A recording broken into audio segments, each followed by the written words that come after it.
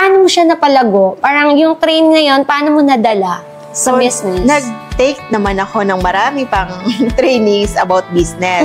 Non-stop talaga? Oo. Kasi sa iba parang garden lang naman yan, simple lang naman yan, di ba?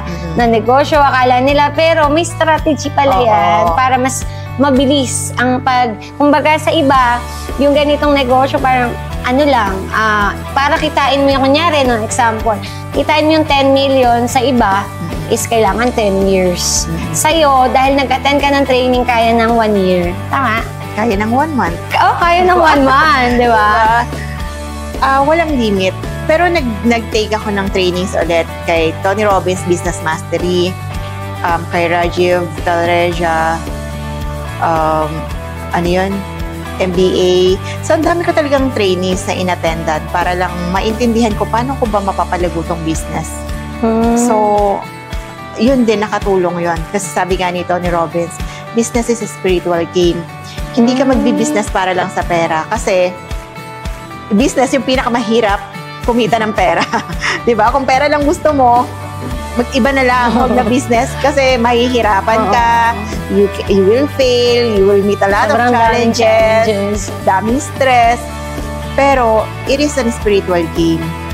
If you can solve people's problem, then you have a business. Diba? You go to business to serve. And they will pay you when you serve them, when you solve their problems. Kung ang business mo, kung ano-ano lang, kunwari, sigarilyo, pasintabi mo sa nabibenta na sigarilyo. I mean, di ba, kung hindi naman, ang tanong mo sa sarili mo is, ba't ka papasok sa ganyang business? Ano yung matutulong niya sa mga tao at sa mundo? Hindi ka naman papasok sa business na ang product mo is makaka-harm ng mga tao, di ba? I attended din pala, retreat sa India. Doon ko to naintindihan. Parang yung ibang bansa sa'yo, parang puro training.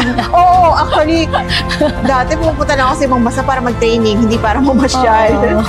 Puro training lang. Pagkatapos ng training, uwi na. Ganon.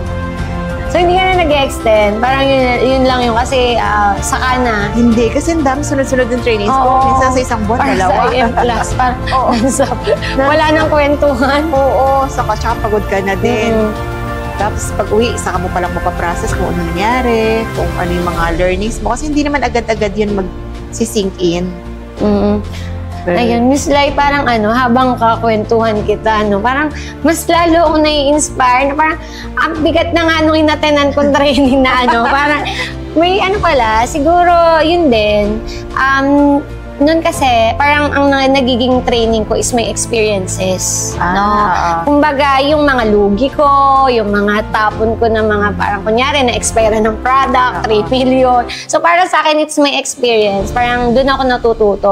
And then right now, parang mas nare-realize ko while talking to you na bago mas maganda na mag-attend ka na ng training kesa pagdaanan mo pa yung mga ganong failures. Kasi kung hindi ako nag-attend ng ganong training, kailan ko pa yung matututunan? Baka it will take me another 30 years sa sarili kong failure pa, sa sarili ko pang experience. Pwede ko namang i-leverage yung alam ng iba, di ba? Yung experience ng iba, yung knowledge ng iba. Yes, and bonus pa na nagkakaroon ka ng community, nagkakaroon ka ng bagong circle of friends. Kasi before, ang nangyayari sa'yo, in-isolate mo yung sarili mo na ano ba itong nangyayari sa buhay ko?